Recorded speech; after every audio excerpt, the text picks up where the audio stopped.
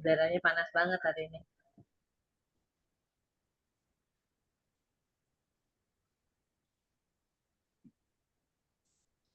Tuh.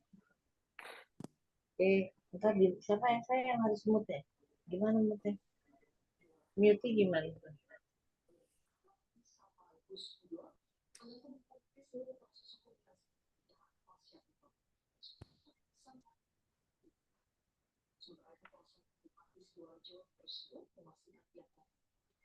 Sejenak Pak, 1 menit lagi ya Pak.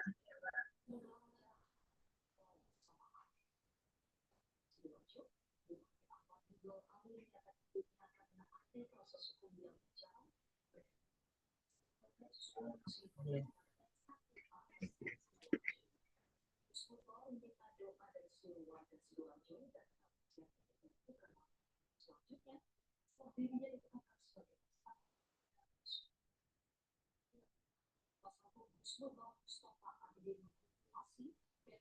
Oke, selamat malam Bapak Ibu.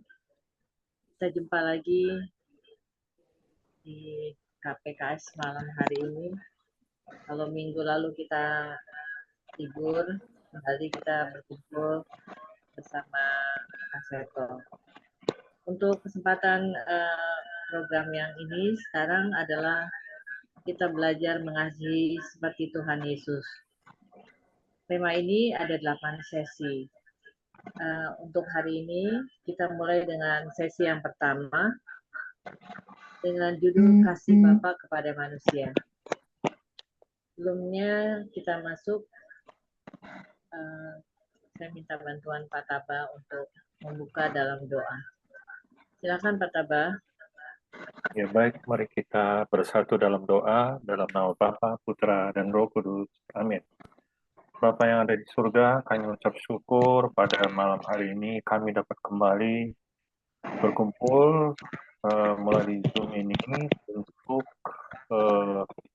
belajar bersama yang mana topiknya berkaitan dengan kasih Allah yang luar biasa, kasih Allah yang tak putus-putus kita, yang akan kita mendalami bersama dengan pengajar yaitu Pak Seto. Berkatilah Pak Seto agar roh Allah yang berkarya melalui Pak Seto dan apa yang disampaikan itu sesuai dengan kehendak-Mu. Dan juga kami mohon Kau berkati seluruh peserta maupun yang akan menyusul sesuai dengan pilihan-Mu. Engkau mengutus kami untuk dapat belajar bersama, sehingga apa yang disampaikan nanti oleh Pak Seto dapat kami aplikasi ataupun kami dapat mendalami betapa besarnya kasih kepada kami. Kemudian kepada Bapa, Putra, dan Roh Kudus, seperti pada permulaan, sekarang, selalu, dan sepanjang segala abad. Amin. Dalam nama Bapa, Putra, dan Roh Kudus. Amin. Terima kasih Pak Taba. Seto, silakan Pak.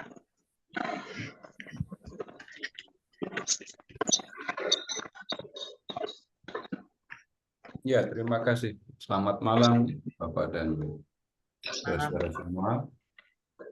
Mulai malam ini kita akan belajar satu tema yang bisa dikatakan temanya sudah sangat biasa. Maksudnya setiap orang Katolik pasti sudah biasa dengan kata kasih, mengasihi. Tetapi kemudian kalau diperhatikan lebih lanjut, bisa jadi kata ini kemudian menjadi sesuatu yang bisa dikatakan klise, sekedar diomongkan,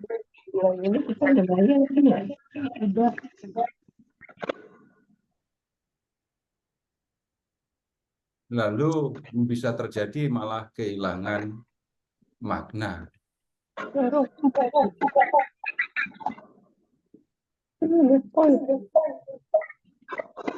Bu Ivon,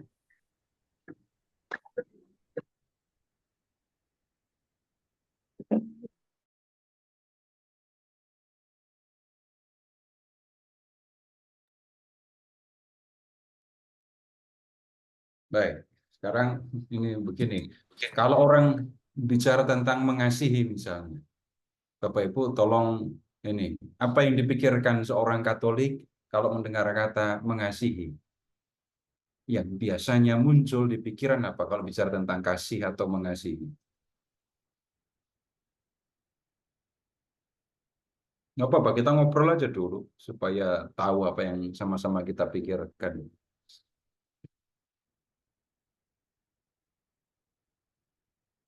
Ya, nggak ada yang mau jawab. Berkorban, Mengasihi Pak. musuh, Pak. Ah, mengasihi musuh. Terus apa lagi? Yang muncul di pikiran kita kalau mendengar kata mengasihi itu. Mengasihi sesama manusia. Mengasihi sesama manusia. Mengasihi tanpa pamrih. Mengasihi Allah. Mengasihi Allah, mengasihi sesama, mengasihi musuh, mengasihi tanpa pamrih. Terus,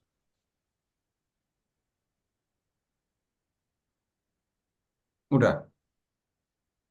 Sampai di situ saja. Masih ada lagi boleh. Silakan. Korban, Pak. Kenapa? Berkorban. Berkorban. Terus, Kerahiman Allah yang maha besar. tunggu, ada kata rekam muncul baru, kata rahim. Ya, di situ ada kata rahim. Terus, Mengampuni.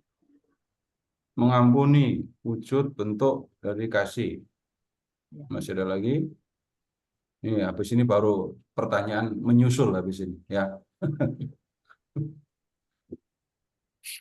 Yang menyediakan kehidupan kekal buat kita. Ah, beda ya? Wah, itu terlalu Terlalu benar. Dengar kata mengasihi, langsung ingatnya Allah yang menyediakan hidup kekal. Luar Iya. biasa. Melayani. Ini, melayani. Nah, kemudian saya geser sekarang pertanyaan. Tunggu. Kalau orang Katolik itu, para pengikut Yesus itu mengatakan mengasihi musuh, nggak membalas, itu membedakan antara tidak berani membalas dengan memang benar-benar mengasihi itu bagaimana? Antara nggak berani balas dengan memang mengasihi musuh. Kalau mengasihi itu sebetulnya dia mampu membalas. Tapi dia tidak mau membalas, Pak. Ya. Kemudian membedakannya. Kalau orang Katolik itu mengasihi musuh, itu sebenarnya karena minoritas nggak berani atau karena memang mengasihi. Membedakannya bagaimana?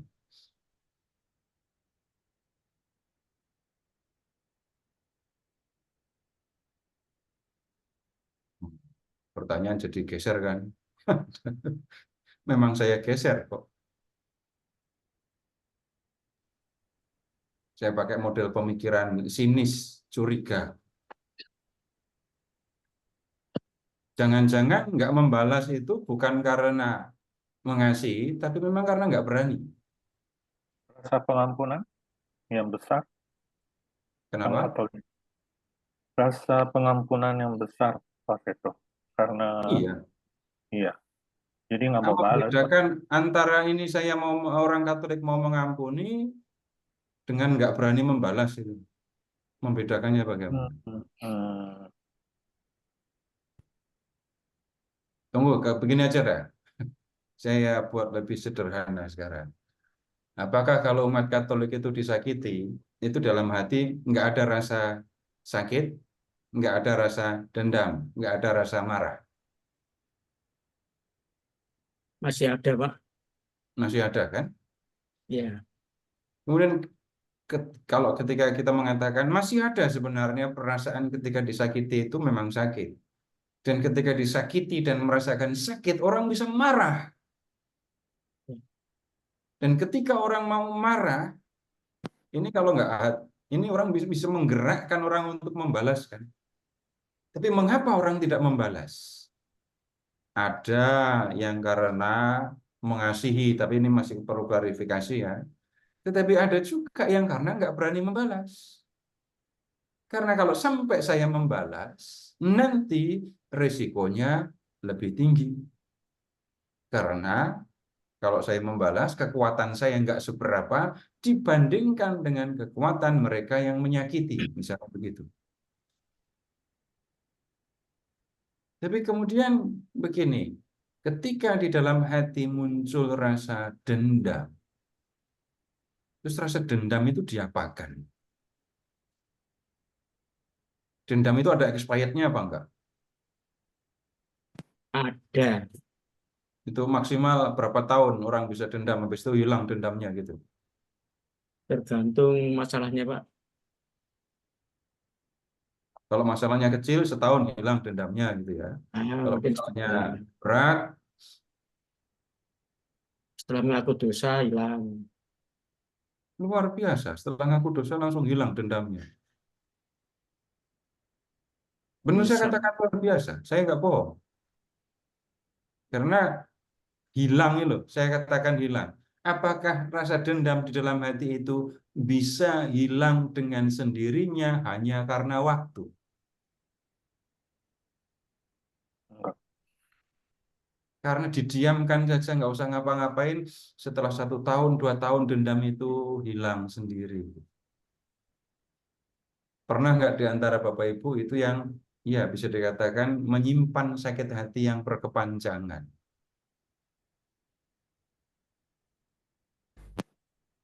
Pernah ketemu orang yang menyimpan sakit hati sampai waktu yang lama? Ada, Pak. Dan itu nggak bisa dihitung. Setelah 1 tahun nanti pasti hilang dendammu. Nggak bisa orang mengatakan begitu kan. Kalau bisa begitu, pasti akan sangat menyenangkan. Nah, ketika dalam hati muncul dendam, ini juga tidak bisa direncanakan. Bapak Ibu pernah nggak diajak, mari kita semua merasa dendam. Pernah diajak gitu apa enggak? Enggak. Kalau diajak untuk melakukan tindakan balas dendam, bisa, mungkin. Tapi kalau disuruh merasa dendam, itu perintah ajakan yang nggak bisa diterima. Kenapa? Menyangkut soal hati, menyangkut soal rasa, itu nggak bisa disuruh, nggak bisa diperintah. Nah, kemudian tadi yang disebut tentang ini saya mengajukan pertanyaan selanjutnya ya. Kalau orang bicara tentang mengasihi musuh, ya mengasihi musuh, itu yang bisa dikatakan hal yang sangat diunggulkan, diutamakan di antara para pengikut Yesus. Mengasihi musuh itu konkretnya ngapain? Yang umum saja. Yang dipikirkan kalau orang mendengar mengasihi musuh, ya. Tidak membalas, Pak. Tidak membalas. Balik lagi kan? Didoakan, Pak. Didoakan supaya apa? Ya, kita mengampuni dan agar yang bersangkutan mau berubah. Didoakan supaya ini berubah. Ya, ini berubah untuk ya bertindak baik. Bahkan di balik kata mengampuni itu apa yang sebenarnya terjadi? Mengampuni itu ngapain? Bapak Ibu, apakah bisa disuruh melupakan? Ayo kita lupa tentang hal ini gitu. Bisa atau enggak? Pernah enggak diajak untuk lupa? Enggak, Pak. Masih ingat terus. Sekarang kalau bicara tentang mengampuni, itu apa maksudnya?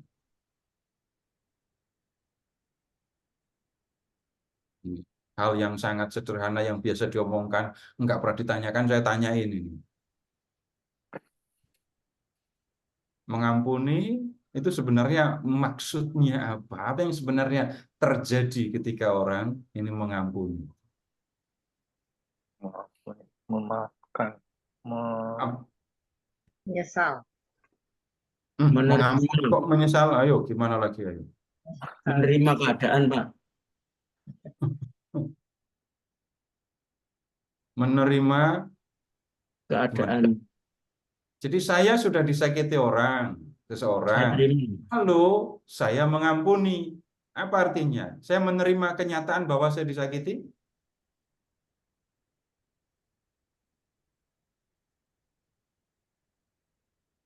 Ya. Saya melupakan apa yang dilakukan? Bisa nggak orang diajak untuk melupakan? Atau apa yang sebenarnya terjadi ketika orang ini menyampaikan ini pengampunan? Loh, ini saya baru ini isinya pertanyaan semua. Ya, mau mengampuni Tapi- kan nggak mau buat ini lagi, nggak mau ada kepahitan di dalam hidup saya. Jadi saya mau Tidak mau mengampuni ada itu. kepahitan di dalam hidup saya. Itu ya. Jadi orang lain sudah menyakiti saya, gimana caranya supaya hidup saya nggak pahit? Kalau bicara mengampuni itu kan pasti bicara tentang orang lain sudah merugikan, menyakiti saya, gitu kan ya. Kalau saya mengatakan saya mengampuni, apa artinya itu? Memaafkan. Memaafkan. Memaafkan, apalagi memaafkan itu sama, mengampuni. Tapi apa maksudnya memaafkan memaafkan atau memaafkan mengampuni? kesalahan. Kita belum tentu murni bersih. Mungkin masalahnya datang dari kita. Kita yang kurang baik, lalu dia marah, dia dendam atau apa gitu. Tapi faktor pertama datang dari kita juga bisa, Pak Seto. Oh, bisa. Iya, Dan bisa. kesadaran ketika saya mengalami sesuatu dan kemudian saya nomor satu memposisikan diri sebagai orang yang bersalah, itu sudah kejadian yang luar biasa.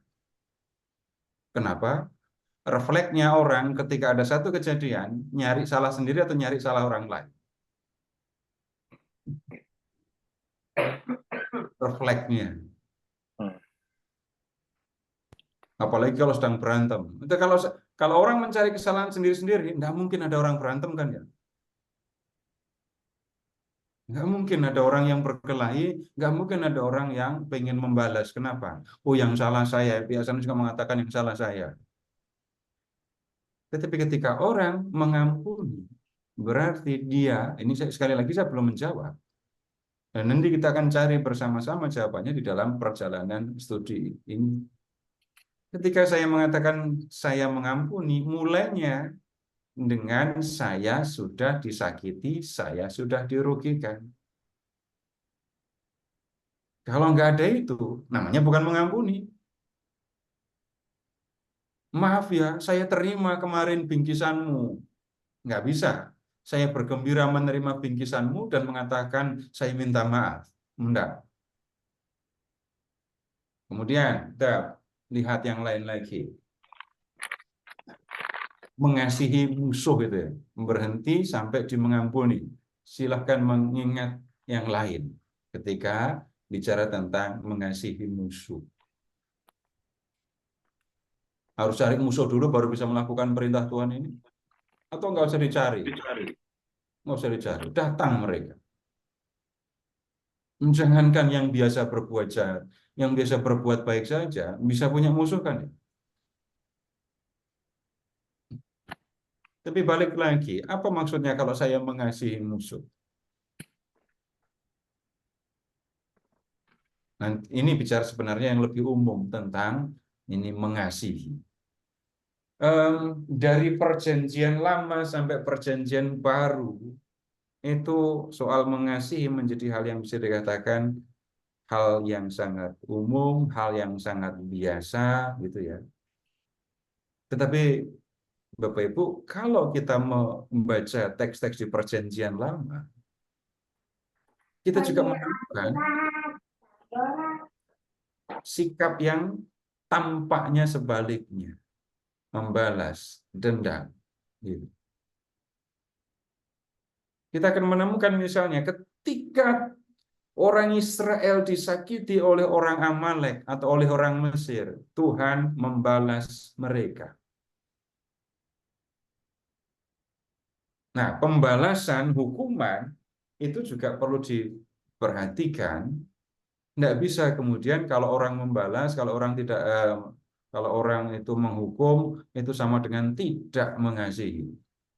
Awalnya kasih kalau di perjanjian lama ya, kalau di perjanjian lama kita akan menemukan yang ada itu Allah mengasihi orang Israel dan kemudian sesama orang Israel saling mengasihi. Ruang lingkupnya bisa dikatakan sangat terbatas seperti itu. Bapak Ibu, sekarang tolong memeriksa kitab Imamat bab 19 ayat 18. Imamat 19 ayat 18.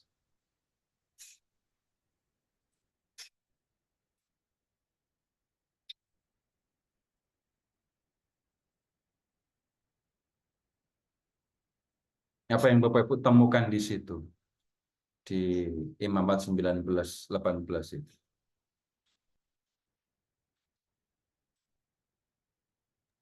Jangan nuntut balas. Belum selesai. Janganlah menaruh dendam terhadap orang-orang sebangsamu, melainkan kasihilah sesamamu manusia seperti dirimu sendiri. Akulah Tuhan. Ya, kemudian begini yang dimaksud dengan sesama, itu apakah semua manusia dalam arti yang sangat luas? Kalau budak, nah maksudnya bangsa-bangsa lain apakah dianggap sesama? Apakah budak juga dianggap sebagai sesama? Di situ ini perjalanan mengenai pemahaman tentang kasih itu mengalami ya bisa dikatakan perkembangan gitu. Sekarang begini, ini tadi yang kita lihat Imamat 19 ayat 18. Kemudian sekarang Bapak Ibu kita lihat yang agak berbeda ya, yang agak berbeda. Sekarang kita ke ini yang mencolok sekali ya. Silahkan ke kitab Mazmur. Yang itu, yang Mazmur by the River of Babylon itu. 100, silahkan membuka Mazmur 137.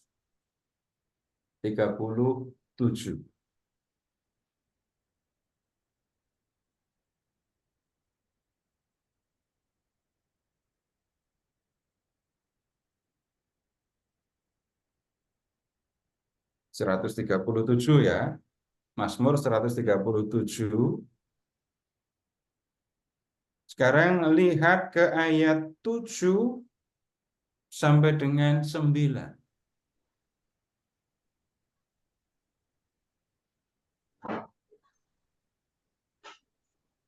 Enggak ketemu? Ada. Apa yang dikatakan di situ? Ingatlah ya Tuhan kepada kami Bani Edom, yang pada hari permusnahan Yerusalem mengatakan runtuhkan sampai ke dasarnya. Hai putri Babel yang suka melakukan kekerasan.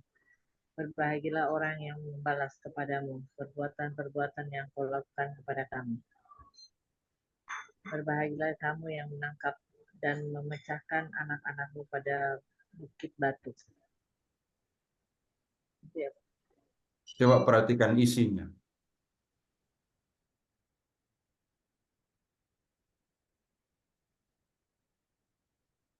Berbahagialah orang yang menangkap dan menghempaskan anak-anakmu di bukit batu. Ini suara, ini kalimat yang diucapkan oleh orang yang ada dalam keadaan seperti apa? Balas dendam, Pak. Kok kalau balas dendam itu sudah membalas. Tetapi yang saya tanya, ini orang yang mengucapkan kalimat seperti ini. Ini orang yang dalam keadaan seperti apa? Emosi ya. Lihat ke ayat 7. Ketika Yerusalem diruntuhkan, dikalahkan oleh Babel, ya, orang-orang Edom itu malah memberi semangat kepada pasukan Babel, runtuhkan, runtuhkan sampai ke dasarnya, gitu. Jadi orang-orang Yehuda sedang diserbu, orang-orang Yerusalem sedang menghadapi pasukan Babel yang jumlahnya sangat besar. Mereka ganas, mereka mau meruntuhkan Yerusalem. Edom, bangsa tetangga mereka, bukan ikut prihatin dengan keadaan Yehuda dan Yerusalem. Mereka justru memberi semangat kepada pasukan Babel untuk meruntuhkan Yerusalem. Kemudian, kalau memperhatikan situasinya yang seperti ini, maka kemudian ayat 9 baru muncul. Berbahagialah orang yang menangkap dan mengempaskan anak-anakmu pada bukit batu. Terus, atau yang sebelumnya, selain Edom, ini yang disebut di ayat 8 itu. Hai putri Babel yang suka melakukan kekerasan, berbahagialah orang yang membalas kepadamu perbuatan-perbuatan yang kau lakukan kepada kami. Kalian sudah meruntuhkan negeri kami, kalian sudah membunuh anak-anak muda kami, kalian sudah membuang bangsa kami. Kalau orang membalas dendam, orang itu situasinya bisa dikatakan kuat, lebih kuat, dia disakiti, dan kemudian ganti menyakiti, gitu kan ya. Tetapi kalau orang itu disakiti dan tidak kuasa, tidak punya kemampuan untuk membalas, apa yang dirasakan? Cuma ada rasa marah yang besar di dalam dirinya. Nah, kemudian yang ada itu rasa marah karena sudah disakiti. Ketika orang itu mengalami disakiti, yang muncul dalam hati jelas hal yang sama. Rasa marah, campur sedih, campur pengen balas gitu ya. Baru pengen balas.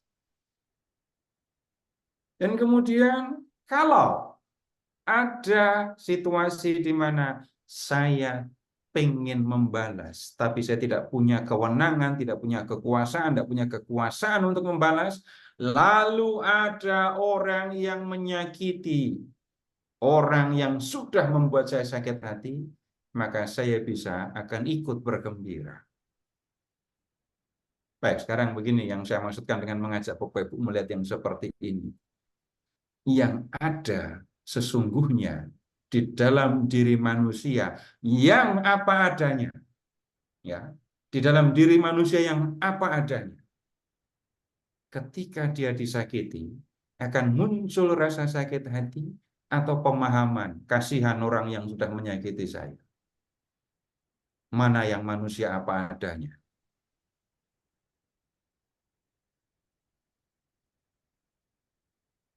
Kalau saya disakiti, kemudian ketika yang menyakiti saya itu sangat kuat dan saya tidak bisa melawan, yang ada itu rasa marah, rasa dendam, atau rasa kasih kepada orang yang sudah menyakiti saya. Yang ada dalam diri manusia yang apa adanya, itu yang mana? Marah, dendam. Itu yang ada dalam diri manusia yang apa adanya. Kalau yang sudah terbiasa disakiti, nggak balas, cuma terima saja disakiti, itu tidak berarti kemudian nggak ada rasa sakit. Ya. Tapi dia menahan rasa sakit itu. Nah, kalau kita membaca teks-teks yang ada di Perjanjian Lama, Bapak Ibu akan menemukan hal-hal yang mengungkapkan keadaan manusia yang apa adanya. Boleh periksa lagi, sekarang kitab Kejadian bab 28.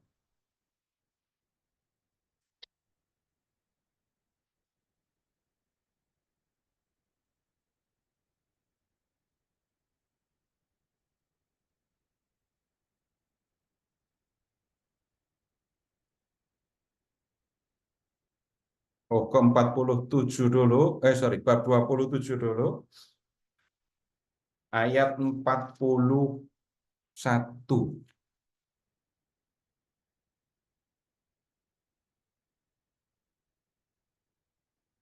Ini ceritanya dua bersaudara ya, Esau dan Yakub. Yakub dengan cara yang bisa dikatakan ya licik itu mengambil hak kesulungan Esau dan mengambil juga berkat kesulungan Esau. Haknya ini milik Esau, berkat juga menjadi hak Esau. Tapi Yakub mengambilnya dengan cara yang licik. Dan yang terjadi, ini yang 27 ayat 41. Esau menaruh dendam kepada Yakub karena berkat yang telah diberikan oleh ayahnya kepada Yakub. Hak sudah direlakan, tidak apa-apa diambil haknya. Tapi kemudian Yakub ternyata mengambil juga berkatnya. Dan ini tidak membuat Esau nggak nyaman. Dan terdorong oleh rasa dendam itu, dia bilang begini, hari-hari perkabungan bagi ayahku tidak lama lagi. Pada waktu itulah Yakub, adikku akan kubunuh. Yakub merugikan Esau. Yakub menyakiti Esau, walaupun sakitnya bukan soal fisik. Sekarang keberadaannya sebagai anak sulung di dalam keluarga sudah diabaikan, diambil alih oleh Yakub. Nah, ini menyakiti Esau. Karena sudah disakiti, lihat, muncul rasa dendam. Dan niatnya adalah mewujudkan rasa dendam itu dengan membunuh Yakub. Itu niatnya, ya. Membunuh Yakub. Tetapi kemudian niat ini dalam arti tertentu terhalang karena ya bapaknya masih ada atau bapaknya sudah meninggal tapi masih dalam waktu perkabungan. Nggak pantas kalau Esau melakukan pembalasan dengan membunuh Yakub ini. Nah, kemudian kita lihat orang bisa dendam kepada orang lain yang sangat jauh. Tetapi orang juga bisa menaruh dendam kepada orang yang paling dekat. Ini keluarga, ini abang adik ya. Tapi bisa sampai ada situasi yang seperti ini. Nah, kemudian kalau kita ini ya, saya mengajak Bapak Ibu ini tadi memperlawankan antara kasih dengan dendam, tapi kita memperhatikan soal dendam dulu. Ketika orang disakiti, dia merasa sakit, dia merasa marah, dan kemudian muncul keinginan untuk membalas. Nah, tentang hal dendam, membalas, ini bisa dikatakan kecenderungan yang ada di dalam diri manusia. Kalau saya disakiti, saya sakit, dan pengennya adalah membuat orang yang saya sakiti juga sakit, kalau perlu lebih sakit daripada yang saya rasakan. Nah, ini ketika orang bicara tentang dendam yang ada di dalam dirinya. Bapak Ibu silahkan mengingat begini saja. Untuk bisa muncul rasa dendam di dalam hati, apakah manusia perlu belajar?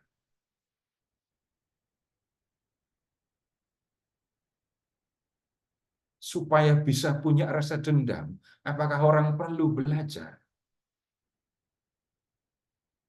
Dulu kelas berapa diajari dendam? Tidak, Pak.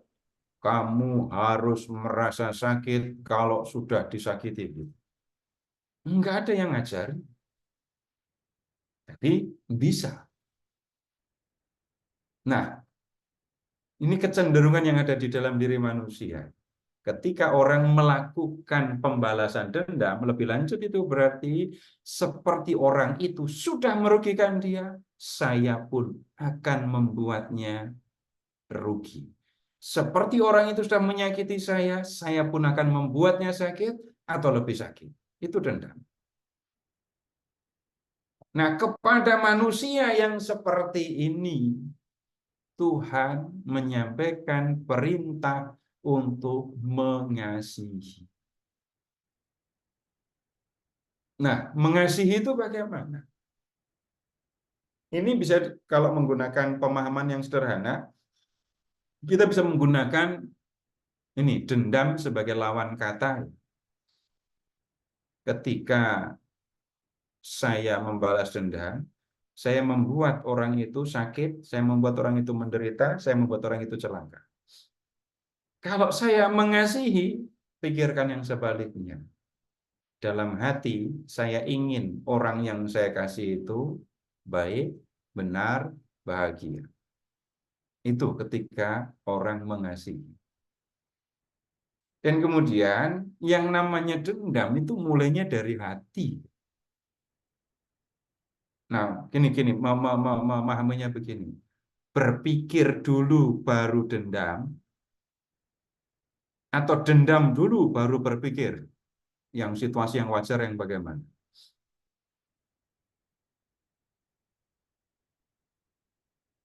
Kalau habis disakiti itu saya mikir, karena saya sudah disakiti, maka harus muncul dalam hati saya rasa dendam. Atau saya disakiti, itu nggak nyinggung soal otak dulu, tapi langsung menyinggung soal hati. Dan karena saya dendam, saya berpikir bagaimana caranya membalas, mewujudkan dendam saya. Yang biasanya terjadi yang mana? Yang pertama atau yang kedua? Dendam dulu, Pak. Dendam dulu, baru mikir bagaimana caranya mengungkapkan dendam ini. Nah, kembali lagi. Kalau orang berbicara tentang mengasihi, ya kasih yang sebenarnya itu keluar, muncul dari dalam hati. Dalam hati saya ingin supaya yang saya kasih itu benar, baik, bahagia. Perintah mengasihi. Kalau begitu, perintah yang disampaikan kepada hati, ini yang susah. Kalau perintahnya itu adalah beri makan orang yang lapar, gampang. Cari makanan, ambil makanan, berikan kepada orang yang lapar. Tapi kasihi sesamamu, beda. Dalam hatimu harus muncul keinginan supaya orang yang kamu kasih itu bahagia. Nah, perintah ini menjadi perintah yang bisa dikatakan enggak biasa. Karena ditujukan kepada hati. Itu sama dengan, Bapak Ibu pernah mendengar nggak kalimat gini? Kan sudah biasa mendengar kata kasihilah gitu ya. Tapi pernah nggak mendengar perintah dendamlah, kangenlah, sedihlah? Nggak pernah ketemu kata-kata kayak gitu kan? Kenapa? Karena itu menyangkut urusan hati. Atau rindulah kamu kepada saudaramu. Nggak ada kalimat kayak gitu. Kenapa? Ini soal yang menyangkut hati, nggak bisa disuruh-suruh. Perintah untuk mengasihi itu perintah kepada hati, dan ini perintah yang bisa dikatakan tidak biasa. Nah, kemudian lebih tidak biasa lagi, perintah ini disampaikan kepada manusia yang memang punya kecenderungan kalau dia disakiti, dia akan sakit, dan punya kecenderungan ya untuk marah, untuk dendam, dan kalau sudah dendam, kalau sudah marah, pengennya adalah membuat orang yang menyakiti dia itu juga sakit. Minimal senang ketika melihat orang yang sudah menyakiti dia itu sakit. Kepada manusia yang punya kecenderungan seperti ini, disampaikan perintah, kasihi sesamamu, kasihi musuh. Munculkanlah di dalam dirimu, kalau begitu ya, keinginan, niat supaya orang yang memusuhi kamu itu bahagia. Ini kalimat mengasihi, perintah untuk mengasihi, bisa dikatakan tidak biasa karena dua hal. Yang pertama menyangkut, atau perintah ini menyangkut hati. Yang kedua disampaikan kepada manusia yang punya kecenderungan untuk sakit dan kemudian membalas. Nah, perintah yang disampaikan oleh Tuhan Yesus itu tentang mengasihi bukan perintah yang bisa dikatakan baru, karena dalam hukum Taurat seperti yang sudah kita buka di Imamat 19 tadi, sudah ajaran untuk mengasihi sesama. Walaupun sesama yang dimaksudkan dalam banyak kesempatan masih terbatas kepada sesama orang Yahudi. Perintah ini memang sudah ada sejak lama, sudah ada di dalam Taurat. Dan kemudian dengan macam-macam cara Tuhan Yesus memberikan penjelasan. Penjelasan tentang apa? Tentang bagaimana mengasihi, konkret wujudnya, tindakannya gitu ya. Kemudian karena perintah ini menyangkut soal hati, maka kemudian Tuhan Yesus dalam banyak kesempatan bicara kepada hati tentang bagaimana kasihnya kepada manusia. Nah, sebelum lanjut, apakah ada yang perlu diklarifikasi, ada yang perlu disampaikan? Silakan kalau ada.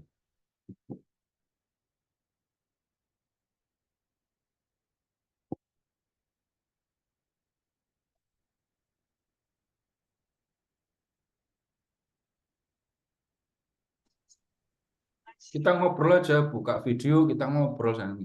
Nggak usah Mau nanya Pak, ya Pak. ini sudah dihubungkan atau belum dengan godaan setan ya? Belum ya Pak ya? Bahwa mendendam itu sebenarnya timbul dari hati individu itu sendiri atau karena godaan setan gitu.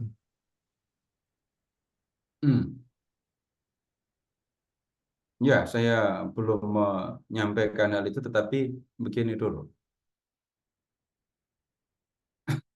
Kalau manusia itu sudah punya sifat, punya perilaku yang mirip setan, setannya perlu repot-repot menggoda Bang. Enggak usah digoda, udah mirip kok gitu ya. Tapi kemudian begini, Bapak tolong membuka dulu kitab Kejadian bab 6. Kitab Kejadian bab 6, awal kisah mengenai Nuh.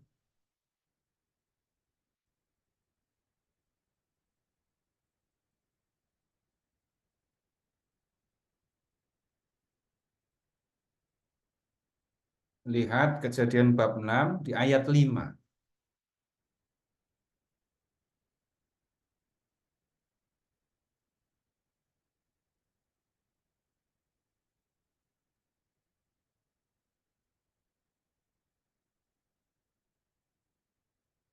Sudah ketemu? Kejadian 6 Udah Pak, udah ayat Pak. 5. Silahkan diperiksa apa yang tertulis di situ. Tuhan melihat betapa besarnya kejahatan manusia di bumi, dan segala kecenderungan hatinya selalu membuahkan kejahatan semata-mata. Nah, itu ada kalimat yang kalau diperhatikan bikin kita nggak nyaman, tetapi manusia punya kecenderungan kepada yang jahat itu.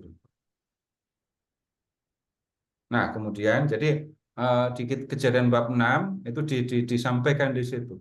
Manusia punya kecenderungan untuk melakukan yang jahat.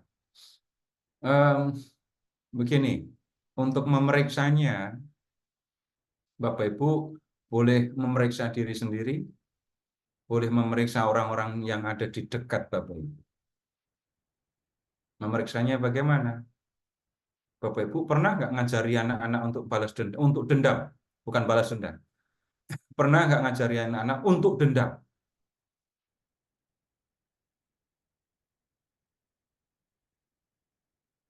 Nggak ada kan? Yang Nggak ada, Bapak Ibu malah berjuang keras kalau sampai terjadi ya, supaya misalnya ya, anak tidak menaruh dendam kepada bapaknya yang pergi meninggalkan mereka. Itu ibu harus berjuang keras untuk supaya anak nggak dendam. Itu yang terjadi malah supaya ini belajar berlatih supaya tidak dendam. Kemudian yang berikutnya kita ke surat Yakobus.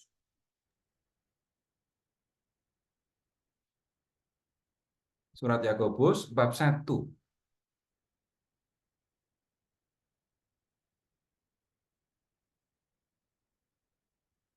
Yakobus bab 1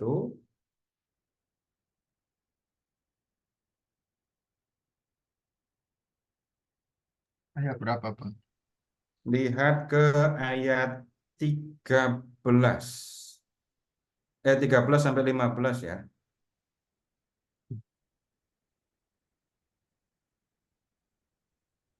Boleh dibacakan, Pak? Silakan. Apabila seseorang dicobai, janganlah ia berkata, "Aku sedang dicobai oleh Allah." Sebab Allah tidak dapat dicobai oleh yang jahat, dan ia sendiri tidak mencobai siapapun. Namun, tiap-tiap orang yang dicobai oleh keinginannya sendiri, karena ia diseret dan dipikat olehnya. Apabila keinginan itu telah dibuahi, ia melahirkan dosa. Apabila dosa itu sudah matang, ia melahirkan maut. Perhatikan, setiap orang dicobai oleh keinginannya sendiri. Keinginannya itu adalah keinginan untuk melakukan hal-hal yang termasuk dosa. Jadi dalam diri manusia muncul keinginan yang negatif. Nah, kemudian kalau keinginan itu dibuai, diikuti, dilakukan, maka yang akan muncul adalah ini, dosa. Nah, kemudian di mana iblisnya? Bapak Ibu, kita temui dulu iblisnya ya. Silahkan ke 1 Petrus. Silahkan buka 1 Petrus bab terakhir, bab 5. Lihat ke ayat 8 dan 9.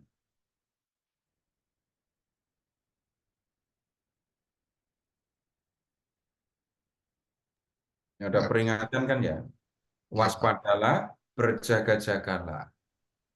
Lawan si iblis berjalan keliling sama seperti singa yang mengaum-ngaum mencari orang yang dapat ditelan.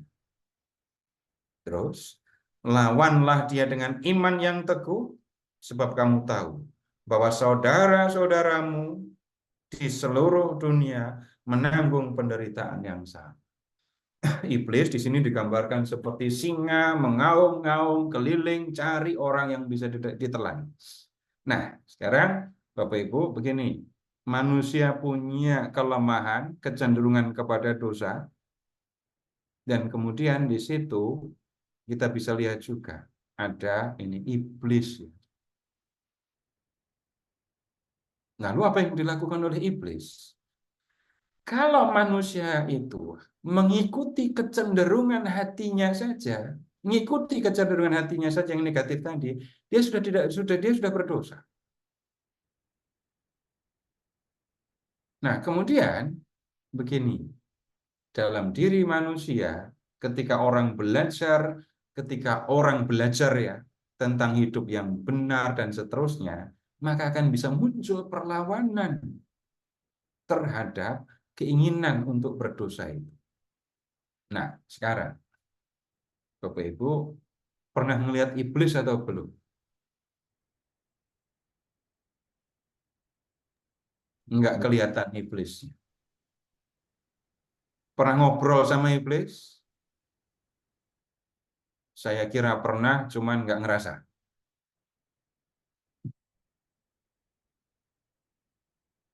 Ngobrol, tapi nggak berasa kalau itu iblis. Nah, sekarang begini, Bapak Ibu pernah nggak dalam hati muncul keinginan untuk melakukan yang baik? Ini saya ngomong yang sebaliknya ya. Dalam hati muncul keinginan untuk melakukan yang baik. Tapi kemudian saya sendiri menggagalkan niat itu. Menggagalkannya pakai otak atau pakai hati. Silakan periksa, ingat-ingat. Kalau saya punya niat untuk melakukan yang baik, lalu saya tidak jadi melakukannya, saya menggagalkan niat itu. Menggagalkannya pakai otak atau pakai hati. Otak, Pak. Nah, otak kan? Seolah-olah di pikiran saya muncul alasan-alasan yang membenarkan kalau saya membatalkan niat baik. Dalam di kepala saya bisa jadi kayak muncul alasan-alasan untuk mengatakan kamu menolong orang itu adalah sesuatu yang salah. Itu munculnya di otak.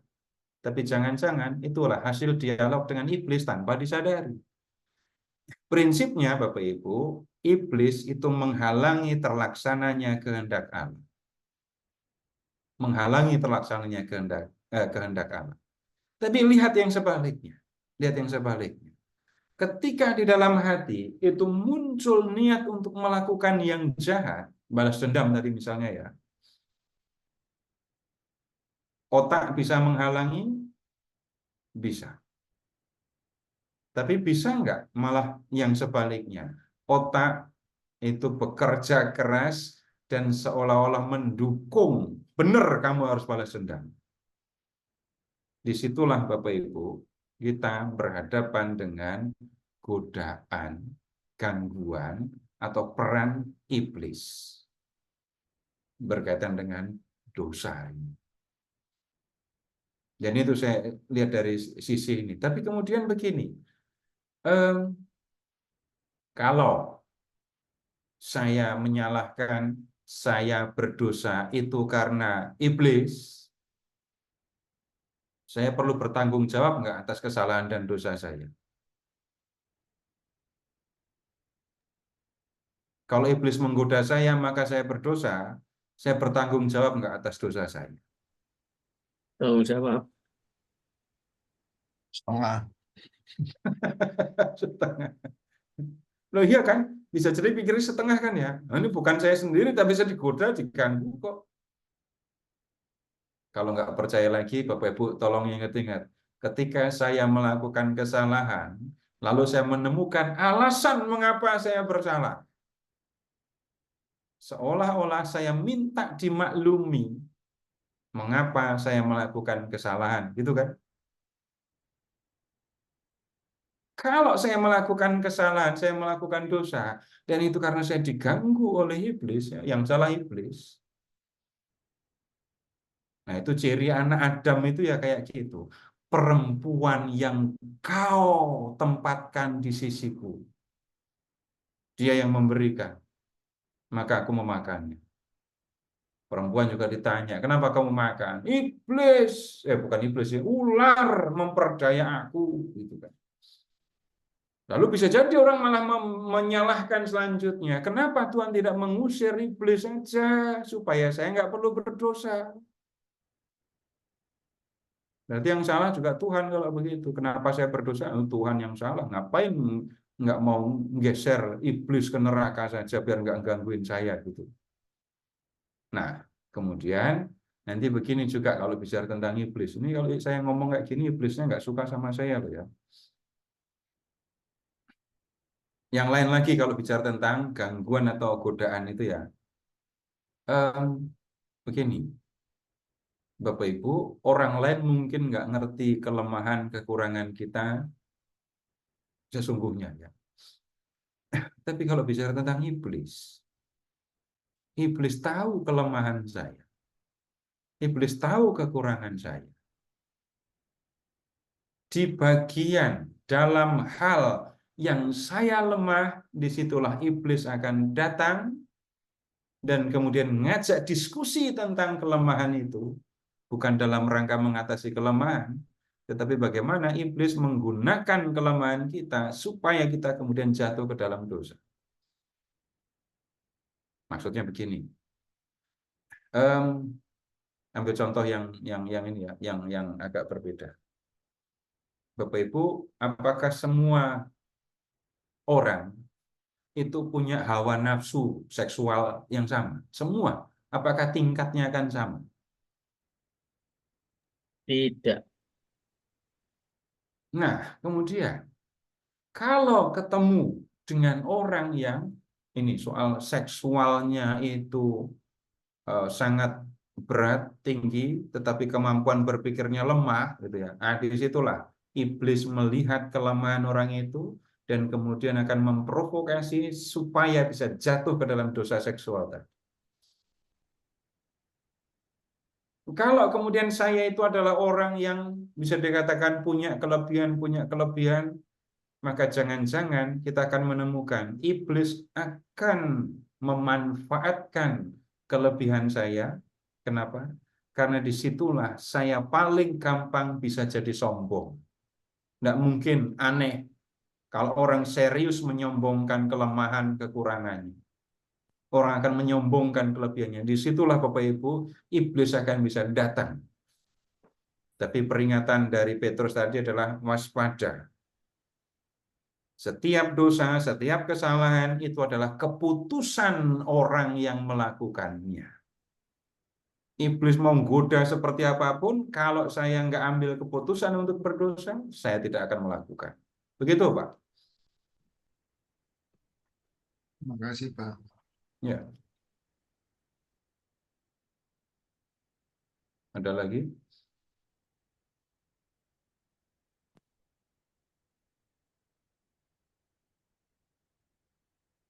Nah, kalau nggak ada kita lanjut. Sekarang begini, saya ambil ilustrasi. Saya ambil ilustrasi ya. Kita bicara dengan situasi yang wajar dalam keluarga ya. Situasi yang wajar dalam keluarga. Maksudnya, ya relasi orang tua, suami istri wajar, relasi orang tua dengan anak seperti layaknya keluarga. Bukan situasi di mana ada KDAR, KDRT, dan seterusnya. Saya ambil ini, Bapak Ibu, pengen supaya anak-anak bisa mengasihi sesama atau enggak waktu anak-anak masih kecil? Waktu anak-anak masih kecil, Bapak Ibu pengen atau enggak anak-anak bisa mengasihi? Ingin, Pak. Lah, Pak, pastinya.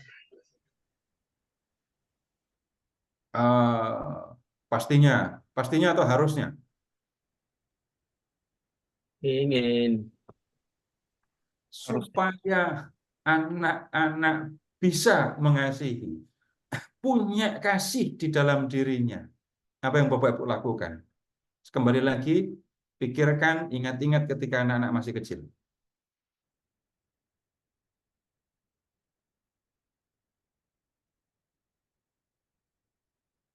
Bapak Ibu memberikan pengalaman dikasihi kepada anak-anak apa enggak?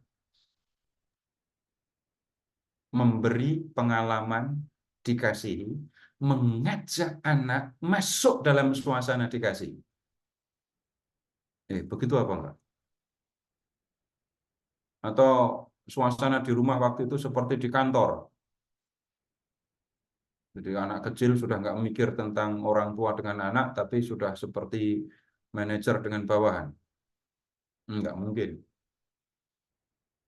Orang tua hidup dalam kasih bersama anak-anak, mengasihi anak-anak, dan kemudian yakin, percaya bahwa anak-anak yang hidup di dalam kasih, maka mereka pun akan bisa mengasihi. Begitu apa enggak? Ya. Enggak, atau ada yang melakukan yang sebaliknya. anak-anak dipukuli tiap hari, sehari 3 kali, tapi berharap anaknya bisa mengasihi orang tuanya, mengasihi adik kakaknya, mengasihi sesamanya. Nggak mungkin, aneh kalau dikatakan begitu. Anak dianiaya, tapi berharap anak bisa mengasihi orang lain. Nah, anak masuk dalam suasana kasih, hidup dalam kasih di dalam keluarga. Ini kalau di gereja Katolik itu kan diperhatikan sungguh-sungguh kan, karena ya ingat kursus persiapan perkawinan, atau kalau yang sekarang jadi MRT itu hal yang sangat diperhatikan begitu kan. Nah, kalau Tuhan Yesus itu memberikan perintah untuk mengasihi, kalau Allah menghendaki manusia itu mengasihi, yang pertama-tama dilakukan oleh Allah itu adalah membawa manusia masuk dalam suasana kasih Allah. Masuk dalam suasana kasih Allah. Supaya manusia mengalami, merasakan bagaimana Allah mengasihi dia. Nah, tentang hal ini Bapak Ibu, kita buka Injil Yohanes bab 3.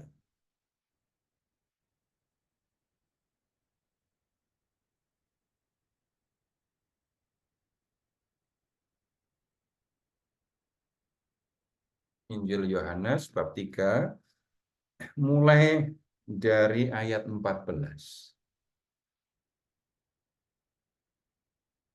Sama seperti Musa meninggikan ular di padang gurun, demikian juga anak manusia harus ditinggikan, supaya setiap orang yang percaya kepadanya beroleh hidup yang kekal.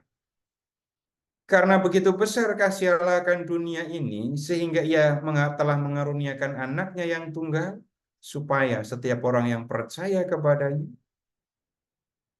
tidak binasa, melainkan beroleh hidup yang kekal. Sebab Allah mengutus anaknya ke dalam dunia bukan untuk menghakimi, melainkan supaya dunia diselamatkan melalui dia. Nah, sekarang lihat yang ayat 14 dulu. Ini kisah dari kitab Bilangan yang berkaitan dengan ini, hukuman dari Tuhan karena orang Israel sudah ya berlaku tidak setia kepada Allah, mengeluh, berontak, gitu ya. Dan kemudian yang terjadi, Tuhan mengirimkan untuk mereka ular berbisa yang hidup di gurun. Ular berbisa itu untuk membunuh itu cukup sekali pagut. Belum pernah kan ketemu ular yang memagut sampai 2 kali. Karena nggak yakin pagutan pertama bisanya udah masuk atau belum. Nah, kemudian orang yang dipagut ular berbisa itu ada dalam bahaya kematian. Bisa ular bekerja dalam hitungan menit kan. Sehingga begitu dia dipagut ular bisa masuk ke dalam aliran darah, maka tinggal tunggu dalam hitungan menit orang itu akan mati. Banyak orang Israel yang mati karena dipagut ular pada waktu itu. Dan kemudian mereka mengeluh kepada Musa, mereka ngaku kalau bersalah, dan kemudian Tuhan minta supaya Musa membuat patung ular dari tembaga. Nah, perhatikan peran patung ular itu. Orang yang dipagut ular itu ada dalam bahaya kematian. Tapi mereka diingatkan, kalau kamu dipagut ular, lihat patung ular itu. Nah, orang yang dipagut ular ada dalam bahaya kematian, Dan begitu dia melihat patung ular tadi, maka orang itu tidak akan mati. Orang itu akan hidup seterusnya. Nah, Tuhan Yesus itu membandingkan dirinya dengan ular yang dibuat Musa itu. Semua orang, semua manusia itu ada dalam bahaya kematian. Perhatikan kata supaya tidak binasa itu. Semua orang ada dalam bahaya kematian, semua orang ada dalam kemungkinan untuk binasa.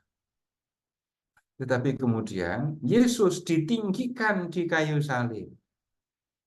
Nah, orang yang memandang Yesus di kayu salib, orang yang percaya kepada Yesus yang digantung di kayu salib itu, tidak akan mati. Dia akan beroleh hidup yang kekal.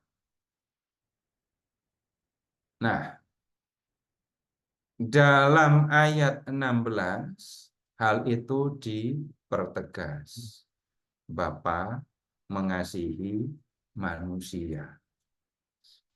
Bapa yang mengasihi manusia itu pengen supaya manusia tidak binasa, tetapi memperoleh hidup yang kekal, yaitu hidup bersama dengan Dia dalam kemuliaan abadi di surga. Itu yang diingini oleh Bapa. Dan kemudian supaya manusia itu tidak binasa, supaya manusia itu berhidup yang kekal, lihat, Bapa mengaruniakan anaknya, yaitu Yesus. Yesus menyerahkan dirinya digantung di kayu salib, lalu orang yang percaya kepada Yesus, dia akan selamat. Kalau begitu kita bisa melihat kasih Allah kepada manusia itu terungkap dengan jelas, terungkap secara nyata di dalam kehidupan Yesus, atau bahkan lebih tepatnya dalam kematian Yesus di kayu salib. Nah, tentang keinginan Allah yang ingin manusia bahagia. Nah, ini Bapak Ibu yang pertama-tama kita sebut sebagai kasih. Bapa mengasihi manusia dan pengen manusia bahagia. Nah, kemudian Allah, ini Bapa, itu yang sebenarnya sumber kasih yang sebenarnya. Ini yang kemudian menjadi dasar bagi setiap orang untuk mengasihi. Nah, kemudian begini, seperti yang saya sampaikan tadi, supaya manusia itu bisa mengasihi, maka Bapa membawa manusia masuk dalam suasana kasih. Bapa membawa manusia masuk ke dalam kasih-Nya. Caranya seperti yang sudah kita lihat ini. Bapa mengaruniakan anaknya, anaknya digantung di kayu salib. Dalam diri Yesus, orang bisa melihat Bapa menghendaki manusia bahagia bersama Dia di surga. Dengan memandang salib, orang sebenarnya diajak untuk masuk dalam suasana kasih Bapa itu tadi. Nah, nanti dalam perjalanan berikutnya, kita akan melihat bagaimana ini Tuhan Yesus menyampaikan pengajaran tentang kasih, mengajarkan kasih yang nyata, yang konkret, gitu ya. Tetapi awalnya kita harus memahami ini dulu. Tuhan Yesus memberikan perintah untuk mengasihi, tapi sebelum itu Tuhan Yesus membawa manusia masuk dalam suasana kasih-Nya. Ibaratnya, saya pakai kiasan tadi ya, orang tua mengasihi anak-anak supaya anak-anak pun bisa mengasihi. Orang tua memasukkan anaknya dalam suasana kasih. Tujuannya apa? Dalam dirinya ada kasih, dan kemudian dia bisa mengasihi ini sesamanya. Tanpa itu, ya, maka mengasihi akan menjadi hal yang ini sulit. Kalau di dalam Imamat bab 19 ayat 8 tadi, memang nggak ngomong suasana kasih ya, tapi kita ketemu kalimat kasihi sesamamu seperti dirimu sendiri. Kasihi sesamamu seperti kamu mengasihi dirimu sendiri. Ini pun sudah menunjukkan ya orang mendapatkan tugas atau perintah untuk mengasihi setelah sebelumnya dia punya pengalaman dikasihi oleh dirinya sendiri kalau di dalam kitab Imamat 19:18 tadi ya. Karena aku sudah bisa, karena aku mengasihi diriku, maka aku pun mengasihi sesama. Nah, kita bicara yang umum ya. Kalau kasus-kasus itu bisa didiskusikan, tapi kita bicara tentang prinsip umum. Kasus itu bagaimana? Nah, tapi kan saya ketemu, saya nggak pernah merasa dikasihi. Tapi kok saya pengen, jangan sampai orang mengalami situasi seperti saya. Saya nggak pernah dikasih oleh orang tua saya. Tapi kalau saya jadi orang tua, saya janji tidak akan berlaku kayak orang tua saya, tapi saya akan melakukan yang sebaliknya, mengasihi anak-anak saya. Ya bisa seperti itu terjadi. Nggak bisa tidak disangkal, tetapi kemudian tidak bisa itu dijadikan prinsip umum. Maksudnya menjadikan itu prinsip umum, sudah nggak usah peduli kamu mengasihi anak-anakmu atau enggak, benci sama anakmu pun nggak apa-apa. Karena apa? Anak dari pengalaman disakiti bisa jadi akan muncul sikap batin aku tidak mau kayak bapakku gitu. Nggak bisa. Hal yang bisa dikatakan kasuistik dijadikan prinsip yang umum. Yang umum terjadi ketika orang mengalami bagaimana dia disakiti, nggak pernah dikasihi, dia pun akan sulit untuk bisa mengasihi orang lain, untuk mengasihi sesama. Nah, itu yang perlu kita lihat Bapak Ibu di awal. Perintah untuk mengasihi disampaikan kepada kita yang punya kecenderungan, ya. Yang pertama dulu supaya urut. Perintah untuk mengasihi disampaikan kepada hati. Perintah yang kedua, perintah untuk mengasihi, itu disampaikan kepada orang-orang yang punya kecenderungan kepada yang jahat. Nah, karena itu, ini Tuhan bukan hanya menyampaikan perintah untuk mengasihi, tetapi supaya bisa melakukan perintah ini, Tuhan membawa manusia masuk dalam suasana kasih, masuk dalam suasana kasih Allah. Lebih jelasnya lagi, Allah membawa manusia supaya bisa merasakan bagaimana Allah mengasihi dia. Baik, sampai di sini silahkan kalau ada yang mau disampaikan. Ini saya bicaranya seperti abstrak, padahal bukan, tetapi lebih merupakan ya refleksi dari pemahaman, refleksi pemahaman, bukan refleksi itu yang dimaksudkan bukan soal hanya melihat pengalaman pribadi ya, tapi lihat prinsip-prinsip yang umum berbicara tentang mengasihi. Silahkan kalau ada yang mau disampaikan. Barangkali ada yang mau bertanya.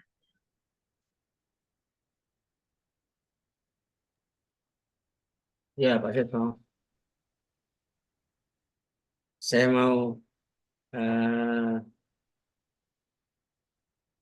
sharing dikit, Pak Seto.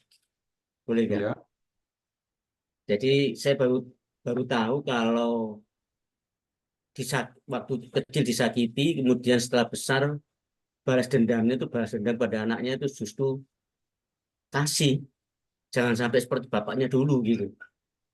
Saya baru tahu kalau itu tidak umum. Tapi yang saya lakukan seperti itu. Dulu saya diajar, sekarang saya jadi orang tua, justru saya nggak mau ngajar seperti karena saya anggap bapak saya dulu pendidikannya rendah gitu Pak. Ya, nggak bisa kan Bapak kemudian ya udah Bapak lakukan aja yang jahat sama anak-anak supaya nanti anak-anak ngalami juga yang Bapak rasakan. Nggak akan begitu kan? Bahkan semua orang belajar tentang parenting sekarang, dan kemudian bukan hanya sekarang, dari dulu juga orang belajar bagaimana menjadi orang tua supaya anaknya begini-begini kan, bukan dilahirkan dan dibiarkan besar sendiri. Ya, begitu Pak. Ya, terima kasih Pak. Silahkan kalau ada lagi. Nanti kita akan melihat Bapak Ibu di pertemuan-pertemuan berikut.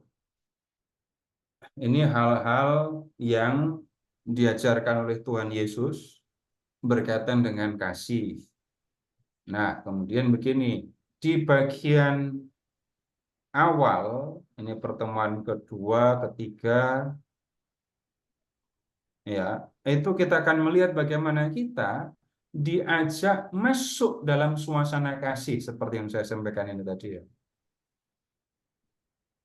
Diajak untuk memahami, merasakan bagaimana Allah dalam diri Yesus, bagaimana Bapa dalam diri Yesus itu mengasihi manusia.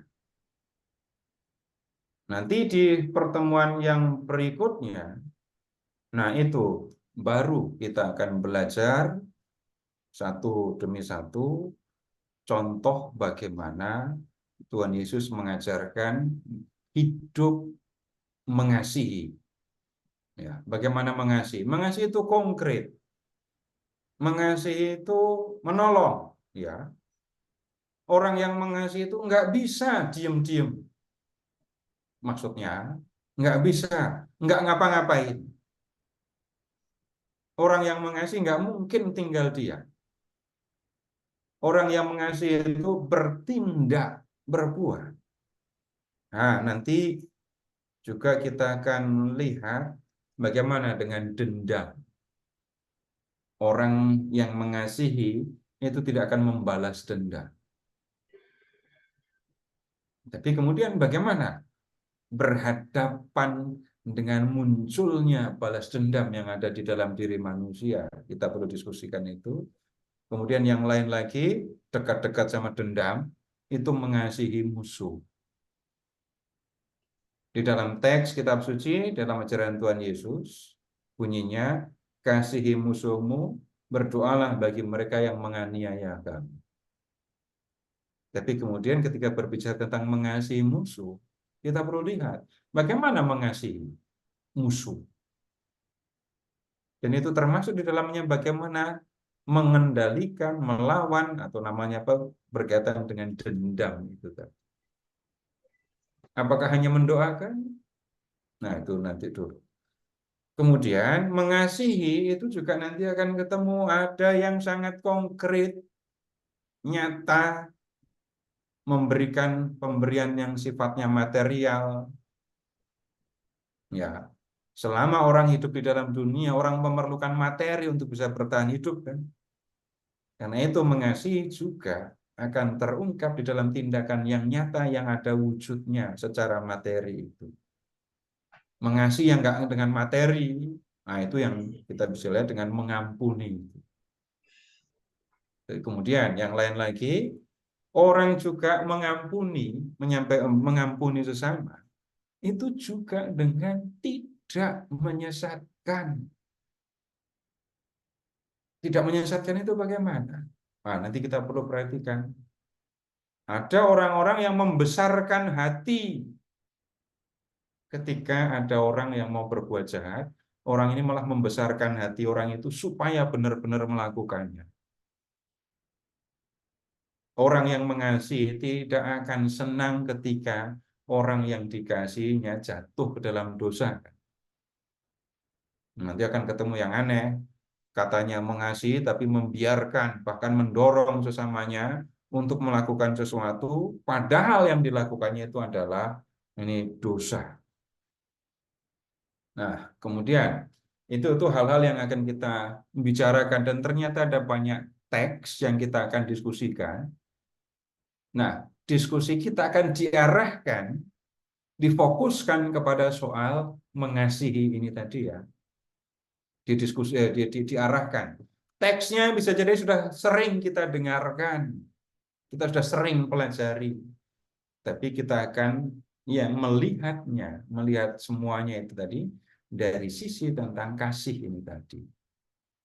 Nah, kemudian Bapak Ibu yang sudah biasa mendengar teksnya, ya tetap belajar, menikmati. Untuk Bapak Ibu yang baru pertama kali mendengarkan teksnya, nggak usah kecil hati, kita belajar bersama.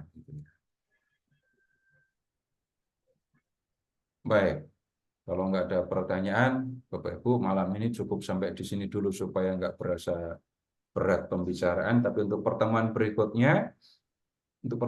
ya, tolong mempersiapkan Yohanes 14:1-7 dan kemudian Lukas 20:27-40. Ini kalau kita diskusi ini semua ini nanti ya, nggak cukup hanya pakai otak. Otak itu tetap dipakai ya, mikir kok, tapi nggak cukup. Orang harus melibatkan hati ketika membaca semua teks yang akan kita diskusikan. Jadi nggak cukup hanya mengerti, tetapi ada yang lebih. Kalau mengerti itu hanya dengan pikiran, tapi yang dilakukan oleh hati itu bisa jadi lebih daripada yang dilakukan oleh pikiran. Jadi malam ini cukup sekian dulu Bapak Ibu ya. Terima kasih. Selamat malam. Silakan Bu Ivon. Makasih Pak Seto. Makasih buat Bapak Ibu semuanya sudah kita dengarkan sesi pertama dalam topik belajar mengasihi seperti Tuhan Yesus yang telah kita pelajari tadi mengenai kasih Bapa kepada manusia. Kita akan jumpa kembali di Selasa depan dengan sesi kedua, hidup seperti malaikat. Makasih buat semuanya. Kita tutup dengan doa bersama Pak Tabah. Selamat malam Pak Tabah. Halo Pak Tabah. Ya, baik. Boleh dibantu tutup doanya. Makasih. Tutup dengan doa dalam nama Bapa, Putra, Roh Kudus. Amin. Bapa yang ada di surga, kami ucap syukur bahwa kita semua sudah mengikuti pengajaran dari Pak Seto, dan puji Tuhan kami malam ini dapat mendalami hal-hal yang mendasar, yaitu tentang kasih kepada sesama, kasih kepada Tuhan. Ya Bapa, semoga kami dalam minggu-minggu ini dapat mendalami, baik melalui pengajaran langsung ataupun dari rekaman, baik untuk yang pemula, baik untuk yang mau mendalami lebih jauh, agar kami lebih mengerti, memahami tentang kasih Allah yang begitu besar kepada kami.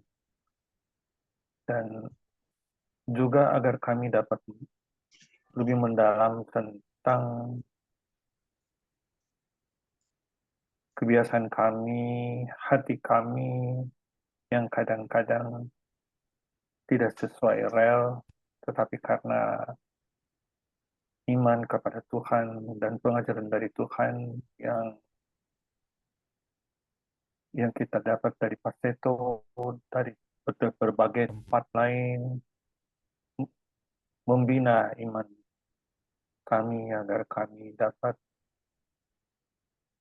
berlaku dengan sungguh, dengan baik, sesuai dengan kehendak Allah.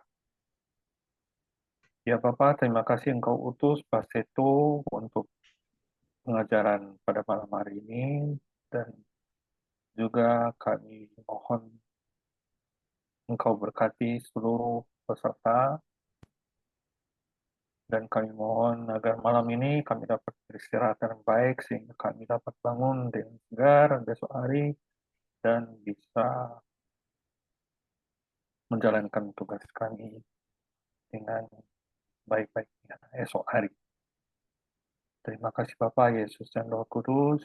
Kemudian kepada Bapa, Putra dan Roh Kudus, seperti pada permulaan, sekarang, selalu dan sepanjang segala abad. Amin. Dalam nama Bapa, Putra dan Roh Kudus. Amin. Makasih Pak Tabah. Makasih Pak